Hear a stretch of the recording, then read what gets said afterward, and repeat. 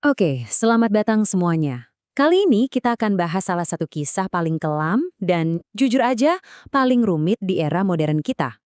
Nah, pertanyaan utamanya kan, gimana bisa seorang pemodal membangun jaringan perdagangan seks untuk kaum elit global dan lolos dari jerat hukum selama puluhan tahun? Ini nih yang jadi pusat dari cerita Jeffrey Epstein. Yuk kita bongkar sama-sama. Oke, sebelum kita masuk ke kejahatannya yang mengerikan, kita harus paham dulu dasarnya. Dari mana sih kekuasaan dia berasal? Jawabannya, dari tumpukan uang dan koneksi tingkat tinggi. Perjalanan karir Epstein ini aneh banget loh. Coba bayangin, dia mulai sebagai guru di sekolah elit, padahal nggak punya gelar sarjana. Terus entah gimana ceritanya, dia dipecat, malah masuk ke bank investasi Bear Stearns. Puncaknya di tahun 1988, dia bikin firma keuangan sendiri yang super rahasia, dan di tahun 91, seorang miliarder Leslie Wexner ngasih dia kuasa penuh atas semua hartanya. Gila kan? Dari guru tanpa ijazah jadi orang kepercayaan miliarder. Jadi, dia ini membangun citra super eksklusif. Perusahaannya itu katanya cuma mau ngurusin uang para miliarder. Jadi ini bukan cuma soal duit, tapi soal membangun benteng. Semacam aura kekuasaan yang gak bisa ditembus. Dan benteng inilah yang ngelindungin dia selama bertahun-tahun. Dan kekuasaannya itu kelihatan dari aset-asetnya yang luar biasa. Dia punya rumah super mewah di Manhattan. Katanya si rumah pribadi terbesar di sana. Punya pulau pribadi sendiri di US Virgin Islands. Dan tentunya jet pribadi Boeing 727 yang terkenal dengan julukan Lolita Express. Tapi ini semua bukan cuma buat pamer. Aset-aset inilah panggung tempat dia menjalankan semua kejahatannya, jauh dari mata publik. Nah, pertanyaannya, buat apa semua kekayaan dan koneksi itu? Disinilah ceritanya jadi benar-benar kelam. Kita akan lihat gimana semua itu dipakai untuk membangun sebuah operasi pelecehan yang sangat terorganisir dan mengerikan. Jaksa dan para korban menggambarkannya sebagai semacam skema piramida pelecehan. Ya, Anda nggak salah dengar, sebuah operasi yang sistematis yang tujuannya cuma satu, merekrut dan melecehkan gadis-gadis di bawah umur. Cara kerjanya tuh benar-benar terstruktur. Pertama, ada perekrutan. Biasanya dilakukan oleh Ghislaine Maxwell dan orang-orangnya. Mereka nyari gadis-gadis yang rentan, seringnya di bawah umur. Kedua, pelecehan. Para gadis ini dibawa ke properti Epstein untuk dilecehkan sama dia. Ketiga, ada unsur paksaan. Para korban dibayar, terus didorong buat ngajak teman-temannya. Dan terakhir, ekspansi. Beberapa korban bahkan dijual lagi ke teman-teman Epstein yang berkuasa. Jadi ini bukan kejahatan acak ya, ini adalah sebuah mesin kejahatan yang terus berputar. Dan di pusat dari semua ini, ada satu nama, Ghislaine Maxwell. Jaksa bahkan menyebut dia sebagai fasilitator utama Epstein. Dia bukan sekedar penonton, tapi otaknya juga. Dan fakta inilah yang akhirnya bikin dia dihukum penjara pada tahun 2021. Angka ini 36.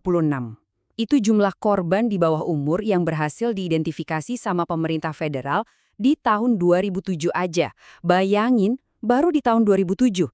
Dan beberapa dari mereka usianya baru 14 tahun. Oke, korbannya udah puluhan. Pertanyaan logisnya kan, kok dia nggak dihentikan lebih cepat? Nah, disinilah kita masuk ke bagian yang paling bikin frustrasi, kegagalan sistem hukum yang luar biasa. Semuanya dimulai tahun 2005. Ada laporan dari orang tua di Palm Beach yang bilang putrinya yang umur 14 tahun dilecehkan sama Epstein. Laporan ini akhirnya memicu investigasi besar-besaran dari FBI. Mereka bahkan udah nyiapin surat dakwaan federal setebal 53 halaman. Harusnya ini akhir dari segalanya buat Epstein. Tapi, surat dakwaan super tebal itu nggak pernah diajukan ke pengadilan. Aneh kan? Malah, tim pengacara Epstein yang isinya orang-orang hebat berhasil negosiasi sebuah kesepakatan rahasia yang super kontroversial. Namanya Perjanjian Non-Penuntutan atau NPA. Intinya, kesepakatan ini ngasih Epstein dan komplotannya kekebalan dari semua tuntutan federal. Coba kita lihat perbedaannya. Di satu sisi, ada potensi tuntutan federal yang berat banget, 60 pasal, termasuk perdagangan seks anak.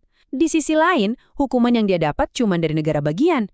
Ngaku bersalah buat 2 tuduhan, dan cuma dipenjara 13 bulan. Itu pun di penjara lokal yang longgar banget, dia bisa bebas keluar masuk buat kerja. Kesenjangannya parah banget. Kesepakatan inilah yang nantinya disebut aib nasional oleh seorang hakim, karena ini secara efektif nutup kasus federalnya. Jadi pertanyaannya, kenapa kok bisa ada kesepakatan seenak itu buat Epstein? Nah, bertahun-tahun kemudian, jaksa yang menyetujui kesepakatan itu Alexander Acosta, ngasih pengakuan mengejutkan. Dia bilang waktu itu dia dikasih tahu kalau Epstein itu milik intelijen dan dia disuruh jangan ikut campur. Pernyataan ini, ini membuka kotak Pandora pertanyaan yang sampai sekarang belum ada jawabannya. Jadi kelihatannya keadilan gagal total ya. Tapi ternyata ceritanya belum selesai. 1 dekade kemudian, kasus ini dibuka lagi. Dan benar saja, 6 Juli 2019, Epstein ditangkap lagi atas tuduhan baru. Kali ini dia nggak bisa bebas dengan jaminan. Tapi di bulan itu juga, kejadian aneh mulai terjadi. Dia ditemukan setengah sadar di selnya dengan luka di leher, terus diawasi ketat.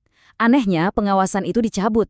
Dan puncaknya, 10 Agustus 2019, dia ditemukan tewas di selnya. Penangkapan ini bikin kasusnya viral lagi, tapi kematiannya di penjara. Ini justru memicu badai pertanyaan yang lebih besar lagi. Secara resmi, penyebab kematiannya dinyatakan bunuh diri dengan cara gantung diri. Itu kata pemeriksa medis New York City. Tapi banyak banget kejanggalan. 2 penjaga yang harusnya patroli malah ketiduran selama 3 jam. Mereka bahkan malsuin catatan biar nggak ketahuan. Terus kamera CCTV di depan selnya katanya rusak. Temen satu selnya juga dipindahin sehari sebelumnya. Jadi dia sendirian. Dan yang paling bikin curiga, ada patah tulang di lehernya yang menurut ahli patologi itu nggak biasa untuk kasus gantung diri. Jadi walaupun resminya bunuh diri, Departemen Kehakiman sendiri nemuin banyak banget kelalaian dan kegagalan dari pihak penjara. Wajar kalau publik jadi skeptis kan?